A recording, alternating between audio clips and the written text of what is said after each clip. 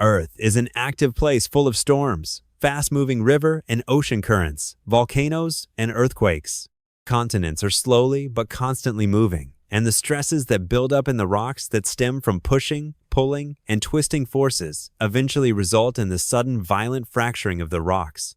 Earthquakes, that is, sudden episodes of shaking ground air caused by seismic waves, which result from the energy released by the breaking and slippage of one set of rocks against another.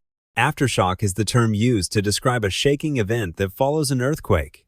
But what exactly is an aftershock? And what is it about an aftershock that makes it different from an earthquake?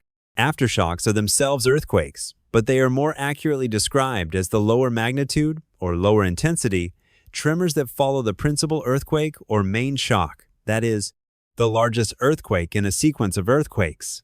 When an earthquake occurs, some of the energy released from the sudden fracturing of rock is transferred to the rocks nearby, which adds to the pushing, pulling, and twisting stresses already placed on them.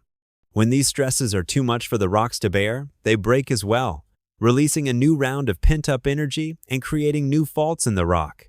In this way, earthquakes beget aftershocks, and aftershocks beget smaller and smaller aftershocks. Aftershocks tend to be the most severe and happen more frequently in the hours and days that follow an earthquake. However, their magnitude and frequency decrease over time. Although the shaking intensity associated with most aftershocks is relatively small compared with that of the principal earthquake, it can be large enough to hamper rescue efforts by further destabilizing buildings and other structures. In addition, aftershocks can be stressful for local residents coping with the damage and loss of life wrought by the principal quake.